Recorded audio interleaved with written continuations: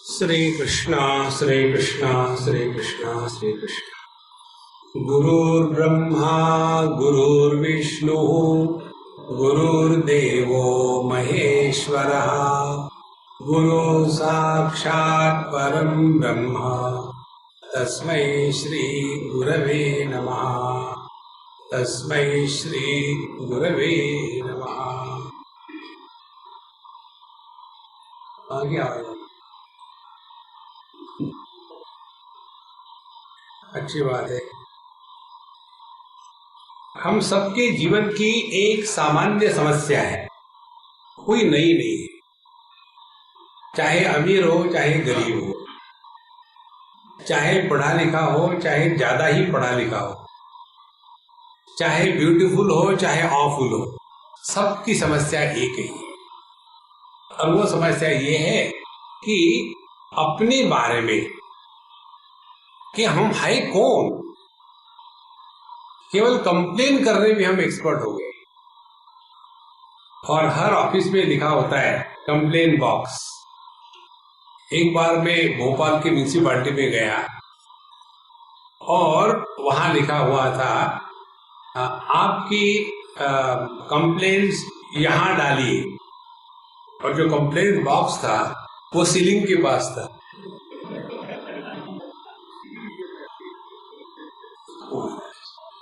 केवल कंप्लेन करना यह आध्यात्मिक जीवन नहीं है। दो प्रकार के लोग, एक तो छोटे जिनके सामने पूरा भविष्य पड़ा है, और बुढ़ाओ हमारे जैसे जिनका कोई भविष्य नहीं है। तो जिनका कोई भविष्य नहीं है वो केवल कंप्लेन ही करते रहते। पर भगवत गीता ऐसे दो बुढ़ाओं की कहानी है। जब भगवत गीता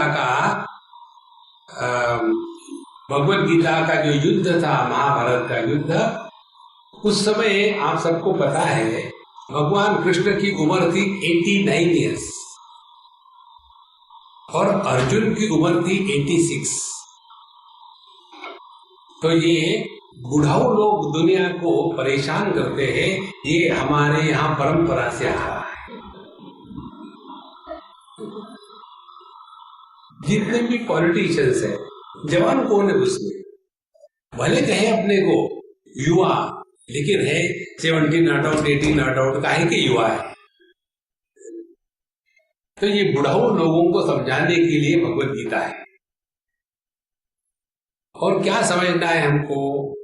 मुख्य बात ये समझना है कि समस्या किसको है, जिसको अंग्रेजी में कहेंगे आइडेंटिटी क्राइसिस। हम जो कंप्लेन करते हैं कि महाराज हम बड़े दुखी हैं, आपका अच्छा है, आप सन्यासी है, तो हमने कहा तुसी बन जाओ साढ़े नाल। देखो, सन्यासी होने के लिए कोई भी क्वालिफिकेशन नहीं चाहिए, कोई अथॉरिटी नहीं चाहिए। कोई भी आदमी खड़ा होकर के शुरू कर दे हरे कृष्ण कृष्ण, हो गया बाबा जी, हो जाओ। तो जो हम कंप्लेन करते हैं, तो कंप्लेन करने वाला कौन है, ये मूल समस्या है। जैसे अर्जुन का प्रथम अध्याय में यही विषय है कि स्वजनम ही कथम हत्वा सुखिन श्याम माधव। हे भगवान, अपनों को मार के मैं कैसे खुश हो सकता हूं? तात्पर्य क्या है? जहां अपना पराया की भाषा है वहां संसार है। पर जब तक कि ये अपना पराये का गणित चलता रहेगा तब तक के जीवन में शांति नहीं। और इसलिए यह सरल और अत्यंत सहज हल होने वाली समस्या है। और ये समस्या तब हल होगी जब हम बाहर को देखना छोड़ करके अंदर झांकना शुरू कर दें। एक सूफी संत का किसी ने मुझे एसएमएस भेजा। मैं दरवाजे के पास गया और दरवाजे को खटखटाया, और जब दरवाजा खुला तो पता चला दरवाजे को मैंने ही खटखटाया था अंदर से। समस्या बाहर नहीं है कहीं, जितनी समस्या है वह सब की सब अंदर है। इसीलिए भगवत गीता कहती है आत्मैव आत्मनो बंधुः आत्मैव रिपुरात्मनः। हम ही हमारे दुश्मन है, हम ही हमारे दोस्त है। तो हम अपने दुश्मन कब बनते हैं कि जब हमने अपने आप को ठीक से नहीं जाना। तब ठीक से जानो तो मौज ही मौज है। तो हम जगत में जीते हैं, कंप्लेन करते हैं, हम बड़े दुखी हैं, आप बड़े लकी हो। तो ये जो मैं दुखी हूं, ये मैं कौन है जरा ढूंढो। तो हर एक दुख का मूल एक व्यक्तित्व होता है। There is somebody at the root of every misery. पति पत्नी भाई बहन सास बहू ये दुखी होते हैं। और ये कौन है इसका कभी हमने चिंतन किया ही नहीं। कोई पैदाइशी पति होता है क्या? वो तो जब उसका भाग्य फूटता है। अब फूटने का तात्पर्य है जैसे बीज फूटा और पेड़ निकला। अब आपने गलत अर्थ निकाला तो मैं क्या करूं। ये तो आपको अपने अनुभव की बात समझ में आ गई होगी। तो कोई भी व्यक्ति जन्म से तो कोई पति नहीं होता, लेकिन उसके दिमाग में घुस गया what A life without a wife. अब शुरू हो गया। फिर जाकर के एक को पकड़ लिया, पकड़ने के बाद फिर दूसरा विचार आता है what A life because of the wife. तब कौन दुखी हो रहा है? आदमी नहीं दुखी हो रहा है। दुखी होने वाला एक पतित पावन सीताराम। इसीलिए संतो पहले इसको हमको देखना है कि जो हम कंप्लेन करते हैं हम कौन है कंप्लेन करने वाले। इधर ध्यान दो। और इधर ध्यान देने की प्रक्रिया श्रीमद् भगवद गीता में बताई है। यदि आपको भगवद गीता का निचोड़ समझना हो दो चार शब्दों में, तो अर्जुन के शब्द है कार्पण्य दोषोपहत स्वभावः पृच्छामि त्वाम धर्म सम्मूढ़ चेता। माने अर्जुन की समस्या है सम्मोह की, धर्म सम्मूढ़ चेता। और पूरी भगवद गीता सुनाने के पश्चात भगवान कृष्ण ने क्या कहा? कच्चिदेत श्रुतम पार्थ त्वया एकाग्रेण चेतसा कच्चित् अज्ञान सम्मोहः प्रनष्टस्ते धनंजय। तो अर्जुन की समस्या थी सम्मोह की, और भगवान ने सब बताने के पश्चात क्या कहा? तुम्हारा सम्मोह नष्ट हुआ कि नहीं हुआ? माने भगवद गीता में जो बताया है कर्म योग, अष्टांग योग, साष्टांग योग। साष्टांग योग माने भक्ति योग, अष्टांग योग माने बॉडी ट्विस्टिंग योग। तो ये जो दुनिया भर के योग बताए भगवद गीता में, इसमें से एक भी योग अर्जुन ने नहीं किया। क्या अर्जुन वहां मेडिटेशन कर रहा था? विपासना। अंदर ही अंदर में पटाखे फूट रहे, बाहर से छू।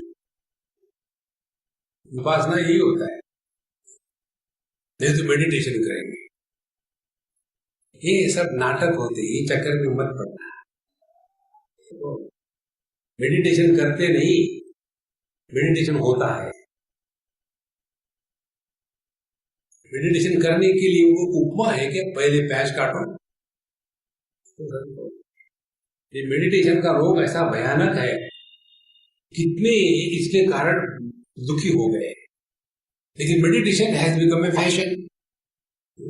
Any Tom, Dick and Harry crash course in meditation. माने इस कोर्स में जो आएगा वो क्रैश हो जाएगा। अल्लाह ना रहेगा बास, ना बजेगी बांसुरी। जागृत अवस्था हम करते नहीं, जागृत अवस्था में हम होते हैं और फिर उचापत करते हैं। उसी प्रकार से स्वप्न अवस्था हम करते नहीं, हम स्वप्न में होते हैं, फिर कल्पना का साम्राज्य वहां फैलाते हैं। सुषुप्ति अवस्था हम करते नहीं, सुषुप्ति में होते हैं, फिर खर्राटे मारते हैं। जागृत अवस्था में खर्राटे मार के दिखाओ, संभव नहीं। उसी प्रकार से ये 3 अवस्थाएं होगी। चौथी अवस्था हम समाधि में होते हैं और फिर जीवन जीते हैं। किसी ने कहा क्या, जरा मैं जागृत अवस्था कर रहा हूं। जागृत अवस्था में सब कुछ करते हैं। किसी ने कहा है क्या, अच्छा आज रात को मैं जरा अच्छा सिनेमा देखूंगा, अच्छा ड्रीम देखूंगा, पता नहीं कौन सा कब आने वाला है। इसी प्रकार से जो समस्या है वो केवल मोह की है, और ये मोह को निवारण करने का जो प्रकार है वो भगवद गीता में बताया है। और पिछले बार हमने आपको सुनाया था भगवद गीता किसने किसको बताई। पहली तो भगवद गीता भगवान कृष्ण ने अर्जुन को बताई, दूसरी संजय ने अंधे धृतराष्ट्र को बताई, तीसरी भगवान वेदव्यास के प्रसाद से संजय को सुनने को मिली, और चौथी हमारे कारण आपके पल्ले पड़ेगी। 4 हो गए।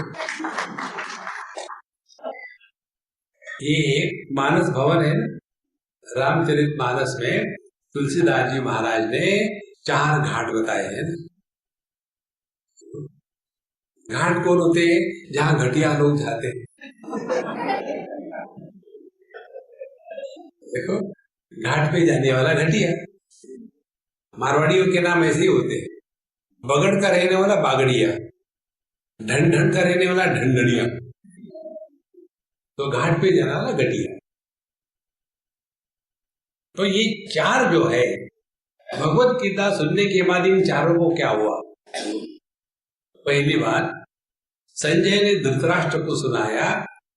पूरी भगवत गीता सुनने के बाद धृतराष्ट्र का क्या हुआ, कहीं भी इसका नामो निशान उल्लेख नहीं है, क्योंकि कुछ हुआ ही नहीं।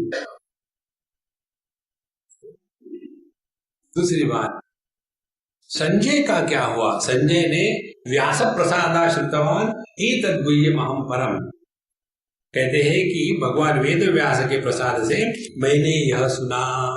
इत्यहं वासुदेवस्य पार्थस्य च महात्मनः संवादम् इमम् श्रौषम् अद्भुतं रोमहर्षणं व्यास प्रसादाश्रितवान एतद् गुह्यमहं परम योगम योगेश्वरात् कृष्णात् साक्षात् कहते थे स्वयं।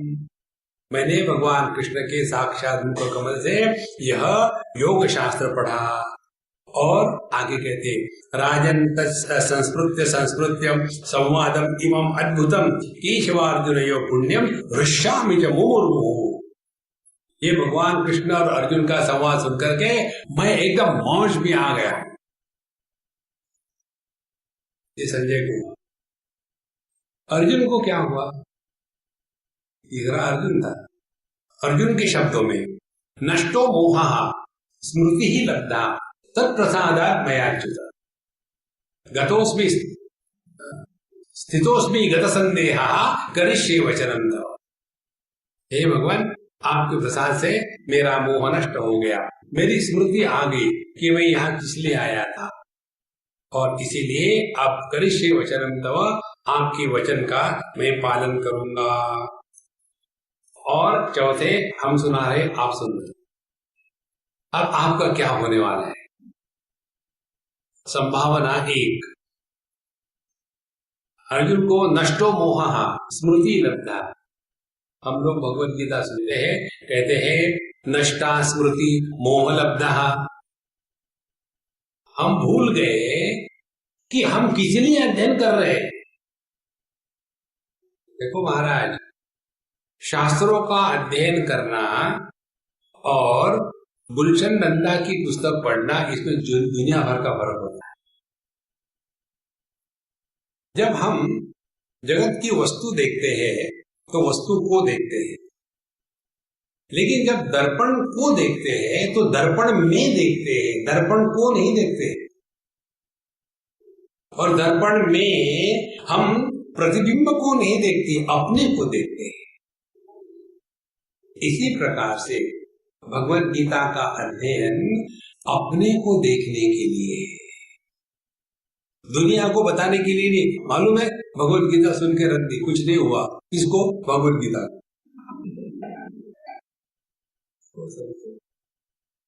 तो ये भगवत गीता का यदि हमने अध्ययन किया और अपने जीवन में वो अध्ययन उतरा तो क्या होगा? जैसे अर्जुन की स्थिति है, अब हमारे मन में कोई भी संदेह नहीं। एक आपको मैं थंब रूल बताता हूं, बड़ा सिंपल है। आपके मन में जब भी प्रश्न आता है, कोई भी प्रश्न हो, कोई भी प्रश्न आता है, तो आप अपने से दूर भटक जाते हैं। संदेह रहित अनुभूति को कहते हैं ईश्वर दर्शन।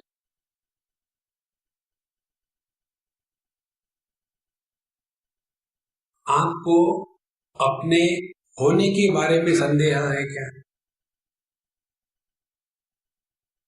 कभी भी ये मन में संदेह प्रश्न नहीं आता कि मैं हूं या मैं नहीं।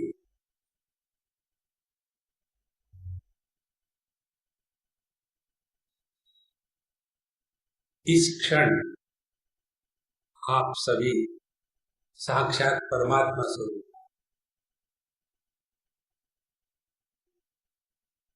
ना आपने अष्टांग योग किया, ना हवा भरी, हवा भरना और प्राणायाम, ना किसी को दान धर्म किया, ना हाथ पे माला घुमाई, केवल ये सिद्धांत जिसके बारे में संदेह प्रश्न नहीं है, वो अपना स्वरूप।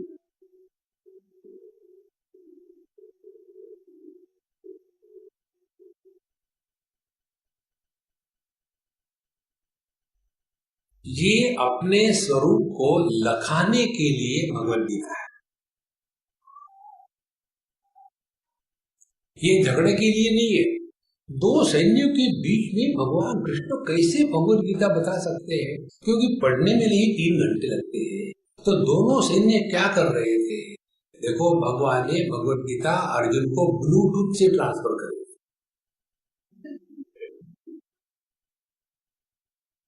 अब ये ब्लूटूथ क्या है? अब जिनके दांत नहीं उनको क्या समझ में आएगा? बुढ़ा लोगों को क्या मतलब ब्लूटूथ क्या होता है? उनको तो सफेद दांत भी नहीं बिचारे। तो हमको अपने इस स्वरूप को पहचानना है कि हम है कौन। और जब ये पता चलेगा अपना स्वरूप क्या है, उसके पश्चात तो life is a time pass. ना उद्धव का लेना, ना माधव को देना। फिर ये दुनिया में नहीं दी तो कुछ फर्क नहीं पड़ा, जब निकल जाएंगे तो कुछ फर्क नहीं पड़ने वाला। तो हम है तो कौन सी तीर मार लिए। लेकिन अहंकार विमूढ़ात्मा करता हम इति मन्यते, हमको लगता हम ये कर रहे, हम वो कर रहे। तो इस चक्कर से अपने आप को बचाने के लिए इस समय हम भगवद गीता के 14वें अध्याय का अध्ययन करेंगे। और वो अध्ययन ऐसा होगा कि इस अध्याय के सिद्धांत अपने जीवन में कैसे उतार सके, ये महत्व की बात है। नहीं तो हमारे जैसे बाबा जी लोग क्या करते हैं, भगवत गीता पढ़ाएंगे और कहेंगे त्रिविधम नरकस्येदम द्वारम नाशनमात्मनः काम क्रोधस्तथा लोभः तस्मादेतत्त्रयं त्यजेत्। देखो, भगवान कृष्ण ने कहा है 3 नरक के दरवाजे। एक बच्चे ने मुझे पूछा कि मैं पढ़ा रहा था, स्वामी जी नरक के दरवाजे 3 क्यों हैं? हमने कहा यार वहां बहुत भीड़ होती है, 3 काउंटर। तो ये जो 3 दरवाजे हैं नरक के, ये कौन से? काम, क्रोध और लोभ। बाबा जी पढ़ा रहे नरक के 3 दरवाजे। और उतने में कोई व्यक्ति लेट आ जाता है, बीच में से उठ के चला जाता है, कोई बालक रो रहा है और महात्मा जी एकदम नरसिम्हा राव गारू का रूप ले लिए और क्या पढ़ाया था अभी? काम, क्रोध और लोभ, ये 3 नरक के दरवाजे। माने अब हम वही जा रहे हैं। वो संतो, भगवत गीता पढ़ना वैसा ही होगा यदि हम 5 स्टार होटल में गए, मेनू पढ़ा और कहा यार पेट तो भरा ही नहीं। अरे बाबा, मेनू पढ़ने से पेट नहीं भरता, ऑर्डर करना पड़ता है, जेब से पैसे देने पड़ते हैं, तब जाकर के वो प्लेट में से निकल के पेट में जब जाएगा तब भरेगा। इसी प्रकार से ये भगवत गीता पुस्तक पे छपी रहेगी तो कुछ नहीं होने वाला। पहले पुस्तक से हटे, मस्तक में आ जाए, मस्तक में इसका मंथन होवे। मंथन होने से पूरा का पूरा जो ज्ञान है वो प्रेम के रूप में, रस के रूप में प्रकट हो जाता है। और ये रस हृदय में इकट्ठा होता है, और जब हृदय में रस इकट्ठा होता है तो उसको कहते हैं प्रेम। और इस प्रेम में आदमी गिरता नहीं, उठता है। हमको तो एक ही प्रेम मालूम है, I have fallen in love. वो ये गिरने वाला प्रेम नहीं है, ये उठने वाला प्रेम। इसलिए इस चतुर्दश अध्याय में भगवान ने यह विषय बड़ा सुंदर बताया है कि हमको अपने को पहचानना है कि हम है कौन। जो दुनिया में सुखी दुखी होते हैं ये भगवान। भूयम परम भूय प्रवक्ष्यामि ज्ञानानां ज्ञानमुत्तमं यज्ञात्वा मुनयः सर्वे परां सिद्धिमितो गताः इदं ज्ञानमुपाश्रित्य मम साधर्म्यमागताः सर्गेऽपि नोपजायन्ते प्रलयेन व्यतन्ति च। अब ज्ञान की बात करते हैं कि परम भूयः प्रवक्ष्यामि। ये अर्जुन 13वें अध्याय तक मैंने तुमको 50 बार बताया, फिर से बता रहा हूं। कारण क्या है कि भगवान का ये मैन्युफैक्चरर्स डिफेक्ट है।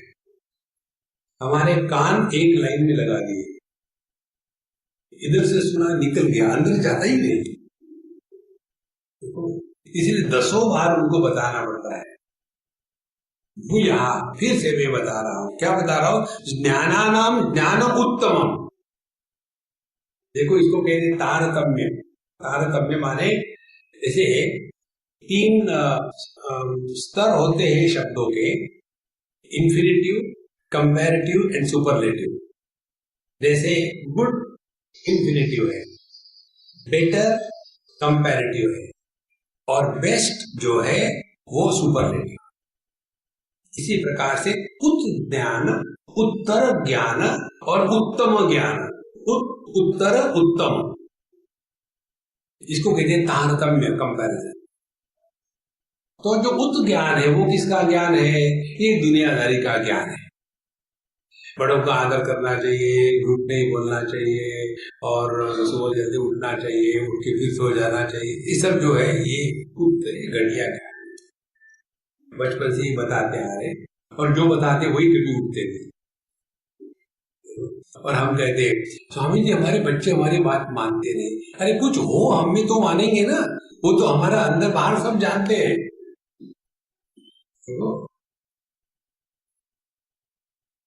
तो ये तो बुद्ध ज्ञान हो गया दुनियादारी का, इसमें ज्यादा मत फंसना।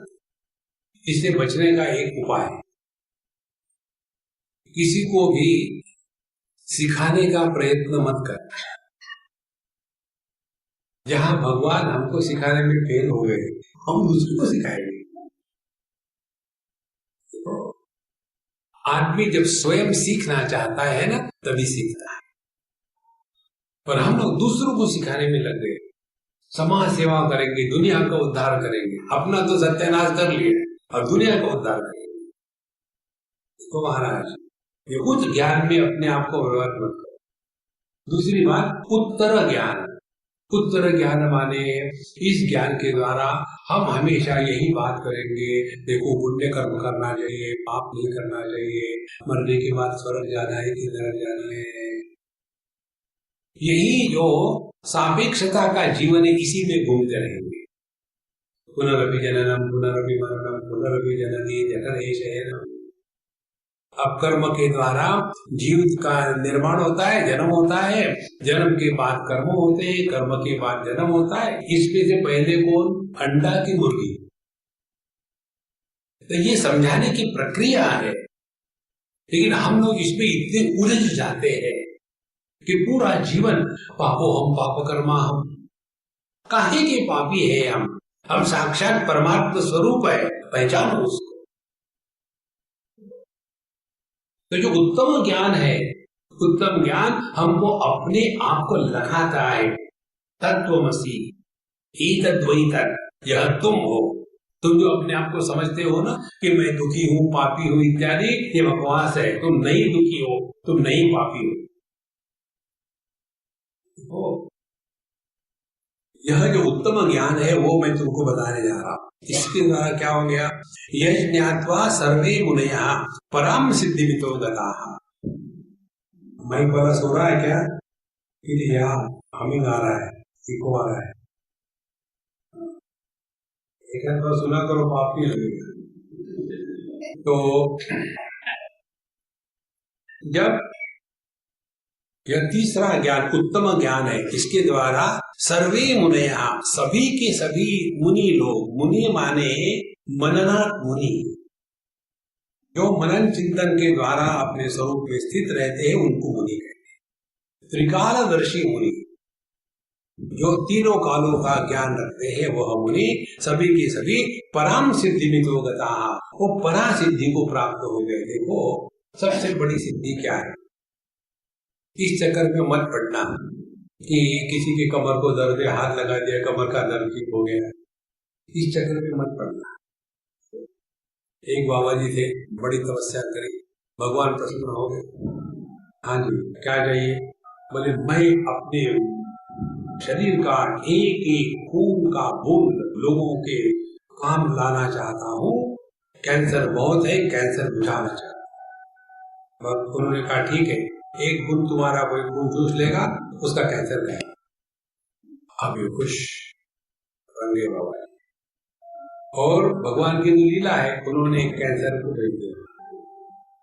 महाराज जी कुछ करो, एकदम गई केस है, सबने हाथ धो लिए, अब मैं क्या करूं? कुछ नहीं बेटा इधर, और एक सुई से छेद किया, इसको चख ले। आदमी जब बीमार होता है कुछ भी करने को तैयार होता है, तो उसने चख लिया, उसका कैंसर गायब। Do you think he will keep quiet? पूरी दुनिया को डंडोरा पीट दिया। दूसरे दिन उनके घर के सामने हजारों लोगों की लाइन, और बाबा जी देखे, अरे बाप रे, ये तो मेरा पूरा खून ले जाएंगे। और फिर भगवान ये वापस ले लो, नहीं चाहिए, ये सिद्धियां नहीं होती। एक ध्यान से याद रखना, भगवान के दुनिया में हमको दखल लेने का अधिकार नहीं है। हम लोग हिंदुस्तानी हैं, हिंदुस्तानी आदमी जन्म से डॉक्टर होता है। हम तो जाते हैं हजारों घरों में, और हर घर में हम पर एक्सपेरिमेंट होते हैं। मेरे कई बार समझो गला खराब है किसी कारण से, स्वामी जी आप फिक्र मत करो, मैं आपको काढ़ा बना के दे दूंगा, दूध में हल्दी उबाल करके पी जाओ ना तो ठीक रहेगा। क्या ठीक हो जाएगा? ना गला रहेगा, ना आवाज खराब होगी। तो यह जो ज्ञान है ये सिद्धि वाला ज्ञान नहीं, परा सिद्धि क्या है, ध्यान से सुनना। श्रेष्ठ सिद्धि ये है कि आप इस जगत का ज्ञान प्राप्त कर रहे हैं, लेकिन किसी को भी लेकर के आपके मन में एक भी संकल्प नहीं उठा। जहां परसेप्शन है लेकिन प्रोजेक्शन नहीं है। आज सुबह की क्लास में हमने बताया, जैसा ये कैमरा है, हम जितना बोल रहे हैं तो सबका सभी कैमरा रिकॉर्ड कर रहा है, लेकिन दर्पण के सामने खड़े रहे तो कितना भी बोले, कुछ भी करे, दर्पण किसी को रिकॉर्ड नहीं करता। इसी प्रकार से अपना मन पर संस्कार नहीं होने देने, वो सबसे बड़ी सिद्धि है। और यही पूरे भगवद गीता का विषय है। दुखेषु अनुद्विग्न मनाः दुख आने के बाद दुखी नहीं होना, सुखेषु विगतस्पृहः, सुख मिलने के पश्चात सुख के प्रति आसक्त नहीं होना। माने सुख दुख आएंगे जाएंगे, लेकिन उसका प्रभाव हमारे मन पर नहीं होगा, वो सिद्धि है। अभी हमको किसी बताया, स्वामी जी कौवा आपका कान काट के ले गया और दौड़ने लगे, और देखो तो सही है कि नहीं। देखो महाराज, परासिद्धि ये है, बाकी की जितनी भी सिद्धियां है ना, वो आने जाने वाली है और वो बोझा है। देखो कितनी भी सिद्धियां आपके पास हो, आप इस जगत में ही रहोगे। इसीलिए परासिद्धि यही है कि हम अपने स्वरूप पे वापस लौट जाते हैं। जैसे आंखें कुछ भी देखे, अच्छा बुरा, आंखों पर उसका प्रभाव नहीं होता। कान कुछ भी सुने, अच्छा बुरा, श्रवण शक्ति पर उसका प्रभाव नहीं होता। मन उसमें कुछ भी विचार आवे, अच्छे बुरे, मन पर उसका प्रभाव नहीं होता। उसी प्रकार से चैतन्य जो हम है, जागृत स्वप्न सुषुप्ति समाधि आवे जावे, इस चेतन सत्ता पर इसका कोई प्रभाव नहीं है। इस स्थिति में जीना 24/7, इसको कहते हैं परासिद्धि। और इस परासिद्धि को प्राप्त करने के लिए शुरू करना है जहां हमें वहां से। तो कहते हैं इदम ज्ञानम उपाश्रित्य मम साधर्म्यमागताः। और ये ज्ञान कैसा है, इसको यदि आप अपने जीवन में उतारोगे, मम साधर्म्यमागताः, आप मेरे जैसे हो जाओगे। भगवान का धर्म क्या है? भगवान का धर्म है न मे द्वेषोस्ति न प्रियः, ना मेरा कोई अपना है ना कोई पराया है।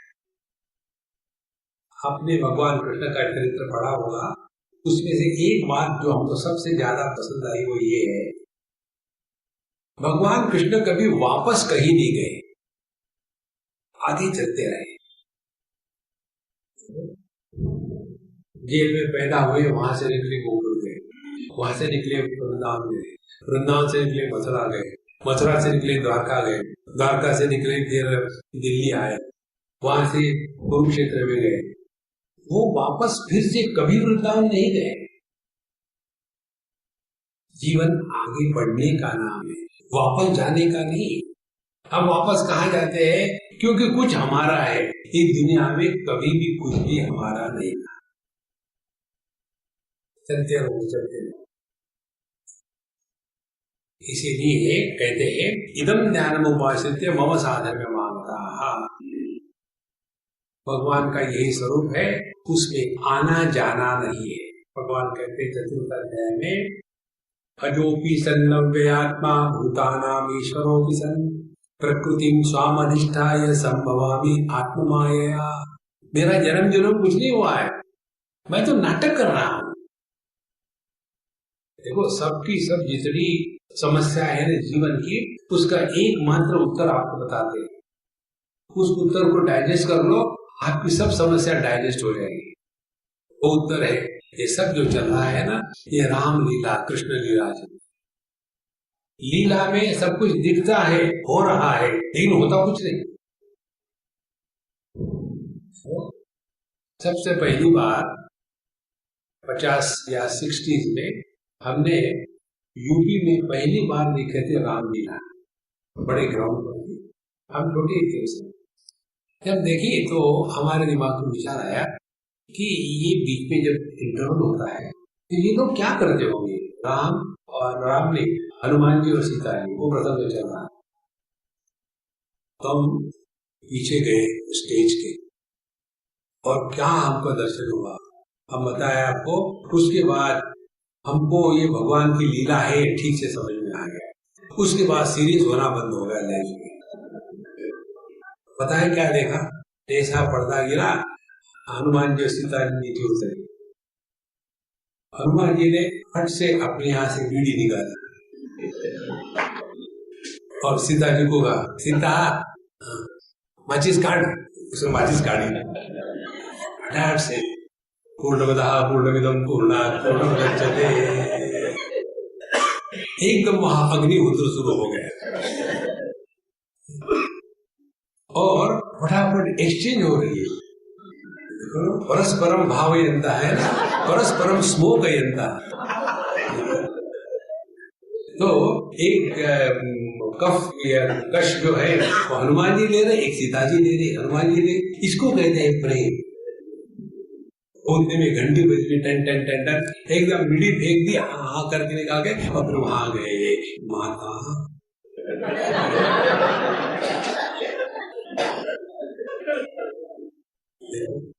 सीता जी कहते बेटा,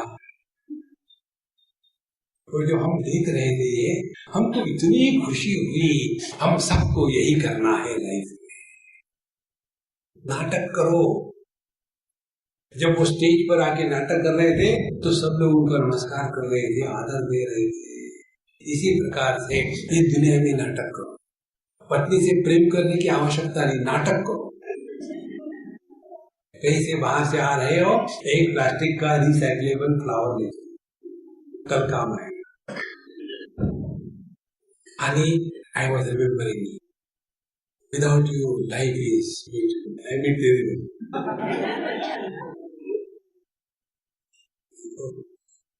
लेकिन हम लोग इतना सीरियस हो जाते हैं। एक पत्नी ने पति से कहा, डार्लिंग, जब भी पति प्यार से बोलती है तो पति का हाथ दिल पर नहीं जाता, पर्स पर जाता है। तो क्या आने वाला है? तो उसने कहा कि कल रात को मुझे सपना पड़ा कि हम लोग ज्वेलर के यहाँ गए थे और आपने मेरे लिए 50 लाख का एक डायमंड का नेकलेस खरीदा, कब जाएंगे वहां? पति कहते कल के सपने में। देखो महाराज, ज्यादा सीरियस मत होना लाइफ में। पूरी भगवत गीता भगवान श्री कृष्ण ने प्रहसन इव भारत, हे धृतराष्ट्र जी, भगवान श्री कृष्ण ने रोते हुए अर्जुन के सामने भगवत गीता अपने चेहरे की मुस्कान को बिना मिटाए बताई है। जब ओरिजिनल गीता यदि इतनी खुशी खुशी में बताई है तो इसके ऊपर प्रवचन करने वाले दुखी क्यों हो जाए? हमारे देश का, अरे मारो गोली, मस्त रहो।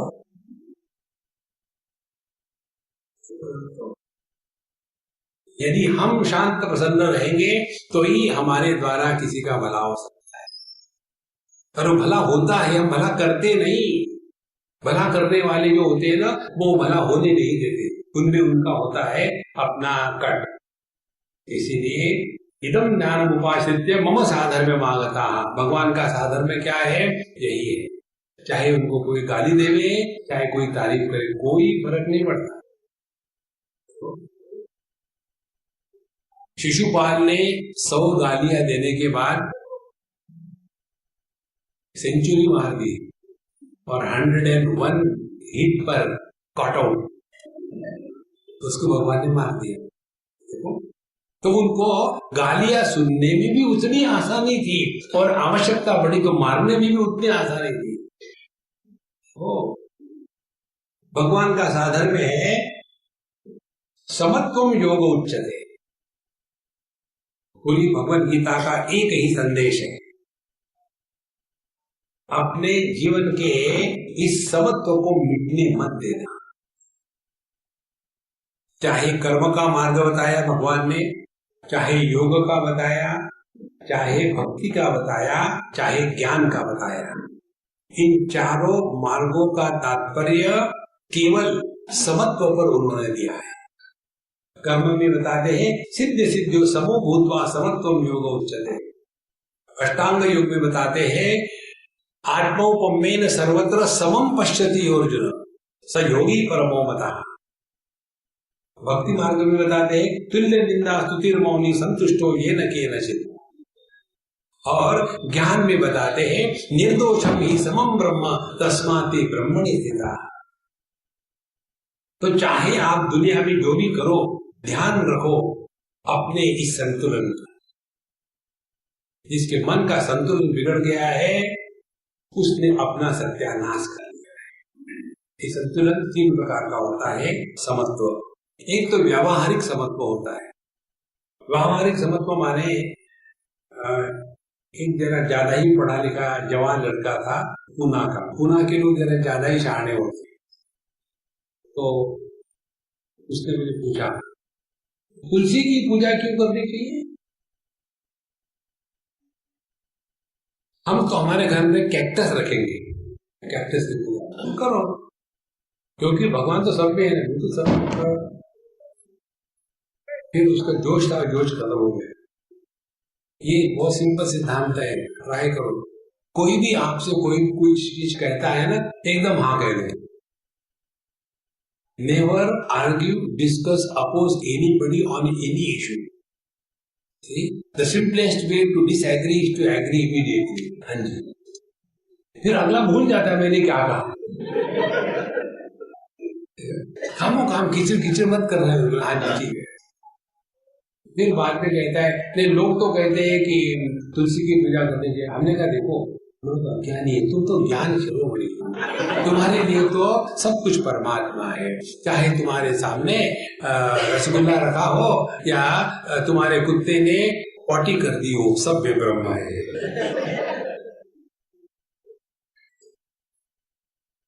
इसीलिए समत्व व्यवहार में भिन्न होता है।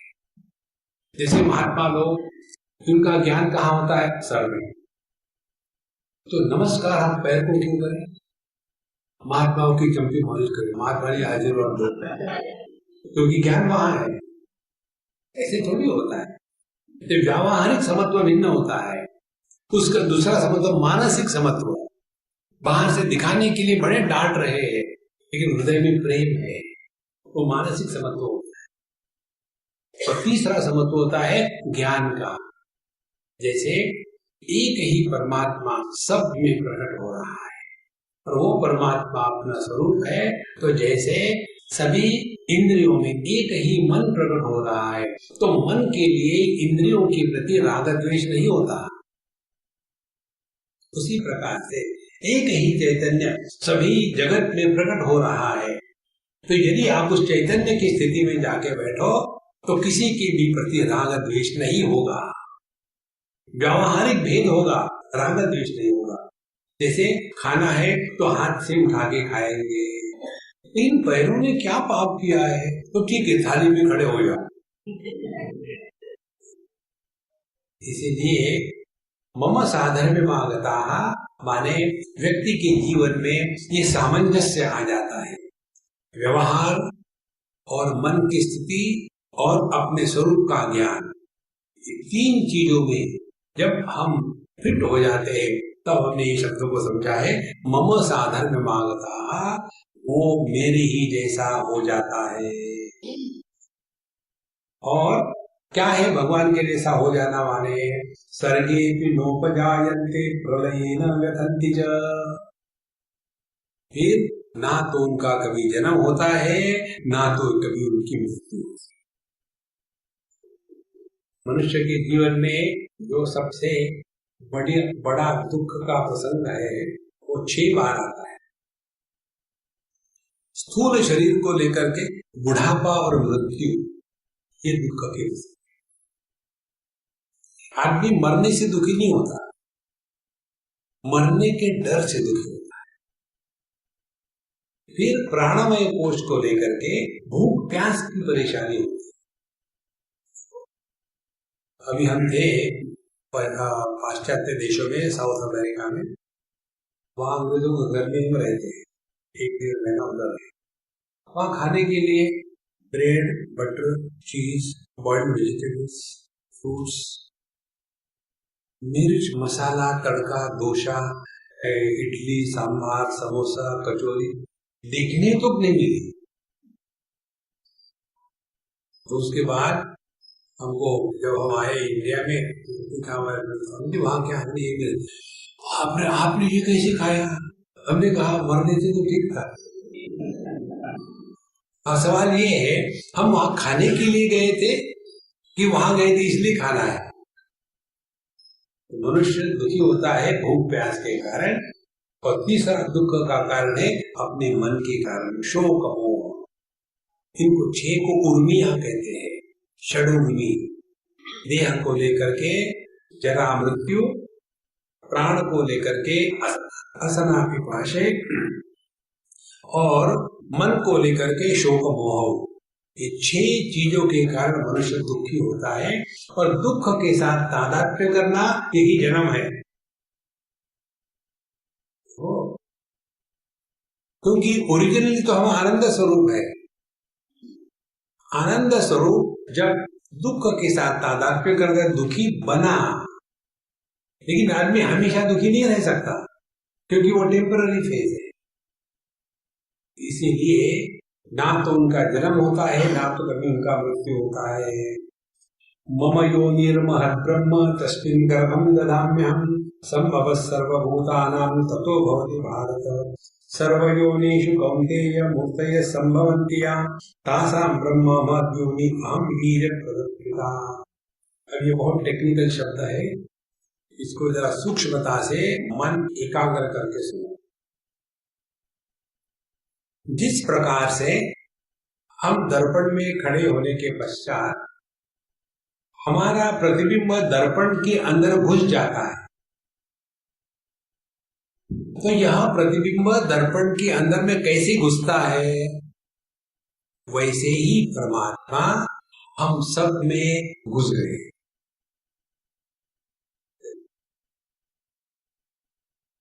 कहते हैं 2 बातें। मम योनिर महत् ब्रह्म, योनि माने प्रकृति, यहां से पैदाइशी होती है। तो पति पत्नी के संबंध में पत्नी योनि है और पति बीज प्रदत्त पिता, वह बीज देने वाला पिता है। अब ध्यान से सुनो, यह प्रकृति परमात्मा की है। भगवान 7वें अध्याय में कहते हैं, भूमि रापो नलो वायु खम मनो बुद्धि रेवच अहंकार इति यम्मे भिन्ना प्रकृति रष्टा। यह पंच महाभूत अपने तन्मात्रा के स्थिति पर और मन बुद्धि अहंकार, ये 8 मिला करके कहते हैं भगवान भिन्ना में प्रकृति अष्टधा, ये अष्टधा प्रकृति मेरी है।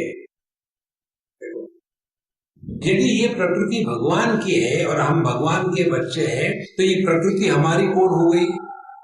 माँ हो गई। तो माँ के साथ बच्चे का व्यवहार कैसा होता है, भोग का कि योग का? देखो, यदि इसको हम समझ ले तो समझदारी के साथ ही जगत निकल जाता है। ना समझी व्यक्ति भोग में लग जाता है।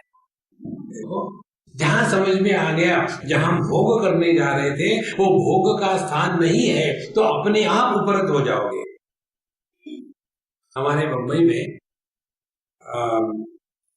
एक जगह हम कहीं कार में बैठे थे, ट्रैफिक जाम, तो वहां एक ब्यूटी पार्लर था, वहां लिखा हुआ था, don't whistle at our customers, outgoing customers, may be she is your grandmother. तो एक बुढ़ाओ अंदर गई और खूब मेकअप करके आई वहां और चल रही थी। पीछे से एक मोटरसाइकिल में बैठा हुआ, होंडा और बैठा हुआ आया, टेंग टेंग टेंग टेंग करके उस लड़की को छेड़ने के लिए सामने से आके खड़ा हो गया और कहना चाहता, हाय डार्लिंग। उसने ऐसा देखा और उधर से निकली एटी नाटा हो। जैसे वो रुक गई वो मोटरसाइकिल, इस बुढ़ाओ ने कहा, बेटा क्या चाहिए? अब वो उसको टीज करेगा? दृष्टि में परिवर्तन आ गया तो जगत में व्यवहार में परिवर्तन आ जाता है। यह जगत भोग भूमि नहीं है, यह जगत योग भूमि है। इसीलिए कहते हैं भगवान कि मम योनिर महत् ब्रह्म, यह प्रकृति जो है महत् माने बड़ी, ब्रह्म का तात्पर्य यहाँ प्रकृति है, पर ब्रह्म परमात्मा नहीं है। इसीलिए जो हाथ में व्याकरण का पुस्तक लेकर के, डिक्शनरी लेकर के पढ़ते हैं ना, उनको समझ में नहीं आती बात। मम योनि महत् ब्रह्म, यह जो प्रकृति है, आदि प्रकृति, मेरी शक्ति, ये मेरी है, किसी और की नहीं है। जैसे अग्नि कहता है दाहिका शक्ति मेरी है, तो यह दाहिका शक्ति अग्नि से अलग होकर के नहीं रह सकती। इसी प्रकार से यह जो प्रकृति है, माया है, शक्ति है, भिन्न शब्द है, तात्पर्य एक ही है। यह मेरी है और तस्मिन् गर्भम दधाम्यहम्, उसमें मैं गर्भाधान करता हूँ। ध्यान से सुनिए। ऐसे अनेक संत महात्मा है कि जिनका जन्म उनके माँ बाप के संभोग से नहीं हुआ। अनेक महात्मा है, केवल उस माँ का पावित्र्य और ईश्वर का अनुग्रह, उसके द्वारा वह किसी मंदिर में गई, भगवान के सामने खड़ी हो गई और वही उनको अपने पेट में गर्भ होने का एहसास हो गया। यही बात भगवान कृष्ण के जन्म की है, यही बात भगवान राम के जन्म की है। महे प्रकट कृपालादि न दयाला, वो रजवीर्य के संयोग से निर्माण होने वाले मनुष्य नहीं होते, वो ईश्वर के अवतार होते। तो तस्मिन् गर्भम दधाम्यहम् माने क्या? इस प्रकृति में मैं प्रवेश करता हूँ। अब कैसे प्रवेश करते हैं? जैसे सूर्य का बिंब पानी में प्रवेश करता है। ध्यान से सुनो, एक बकेट है, उसमें सूर्य का या यहाँ बल्ब ले लो आप समझने के लिए, आप कमरे के अंदर एक्सपेरिमेंट करो। एक बल्ब है, ऊपर से नीचे में एक परात रख दो बड़ी वाली, उसमें एक कटोरी में पानी डाल दिया, तो आपको कितने प्रतिबिंब मिलेंगे? एक। फिर 4 कटोरियां और डाल दी और 4 कटोरी में पानी डाल दिया, तो कितने प्रतिबिंब हो गए? 4। तो 4 प्रतिबिंब होने से वो जो ओरिजिनल बल्ब है उस पर बोझा है क्या? और क्या वो ओरिजिनल बल्ब 4 बना क्या? अब पानी डालते जाओ, इतना डालो कि चारों जो कटोरियां है वो पानी के नीचे डूब जाए। जब चारों कटोरियां पानी के नीचे डूब गई तो प्रतिबिंब कितने होंगे?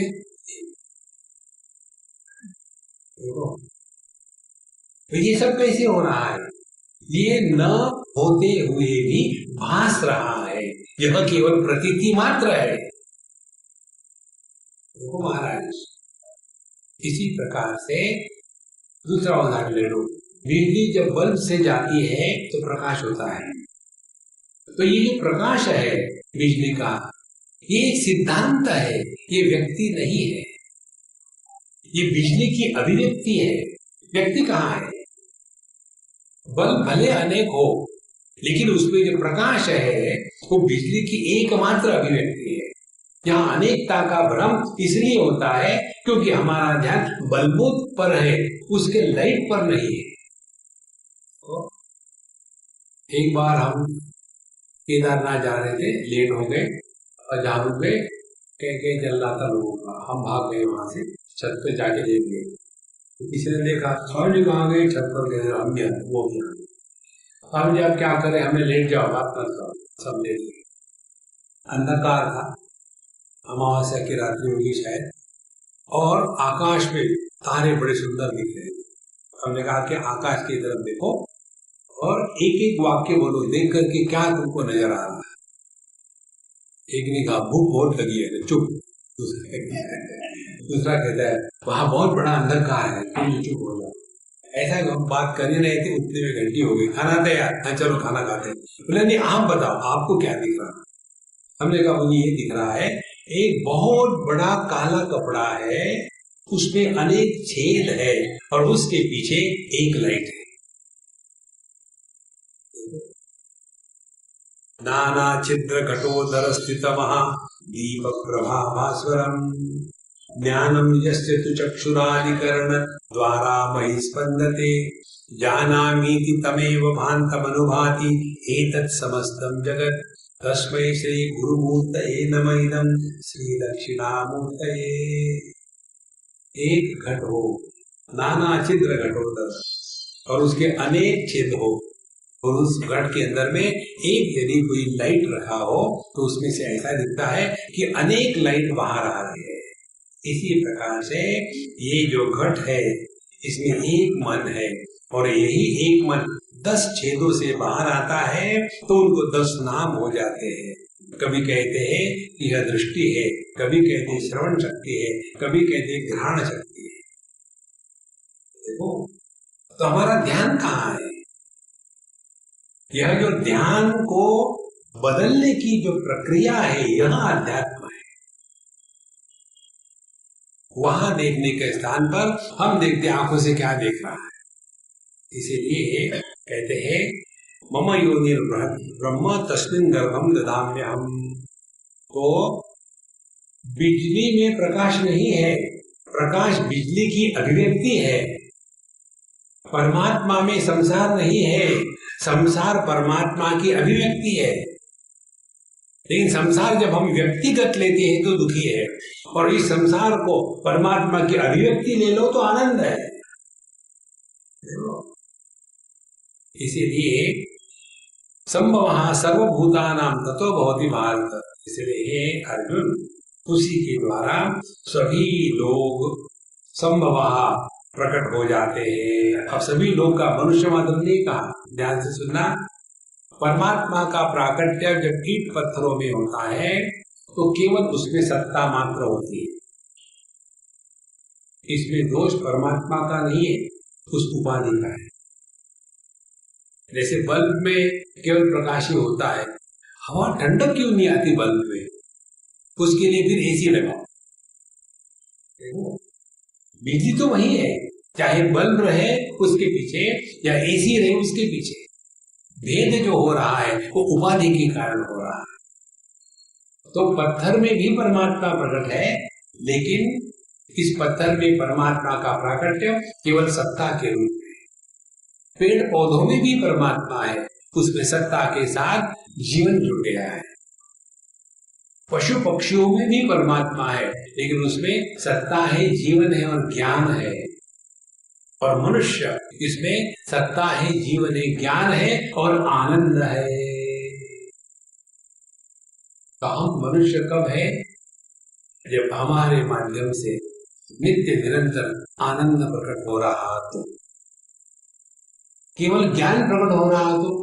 हम जानते भगवत गीता, हम जानते रामचरित मानस, हम जानते उपनिषद, हम जानते महाभारत, और घर में रोज महाभारत करते हैं प्रैक्टिकल।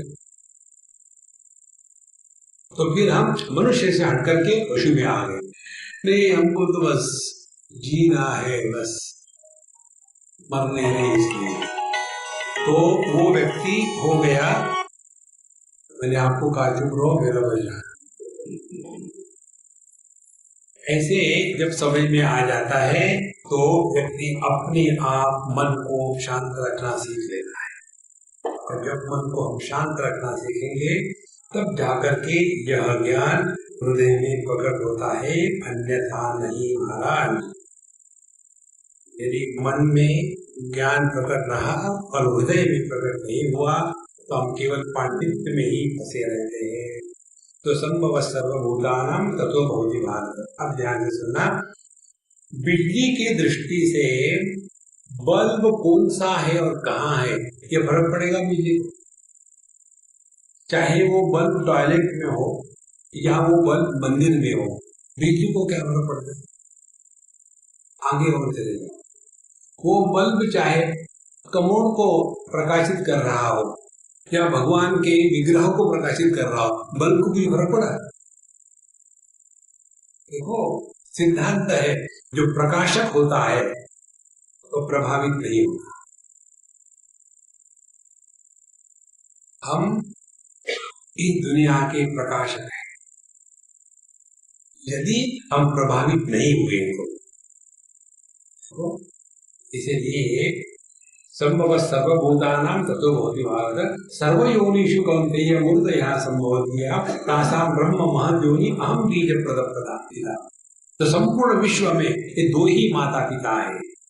देखो तुलसीदास जी महाराज रामचरित मानस में लिखते हैं कि मैं शिव जी को और उनके पत्नी को जो आद्य माता पिता है जगत के, उनको नमस्कार करता हूँ।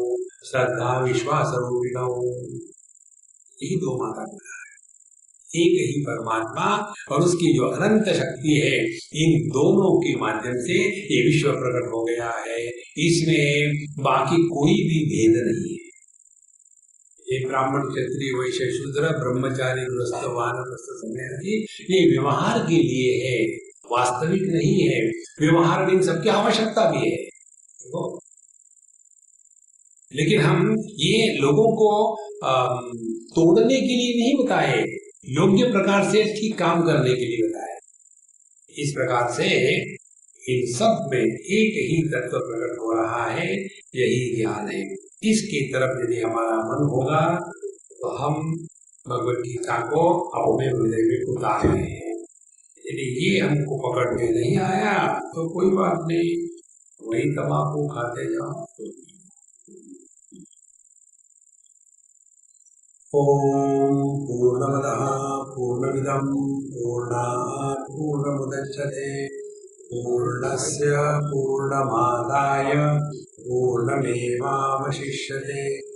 ओम शांति शांति शांति। हरि ओम। श्री गुरुभ्यो नमः। हरि ओम।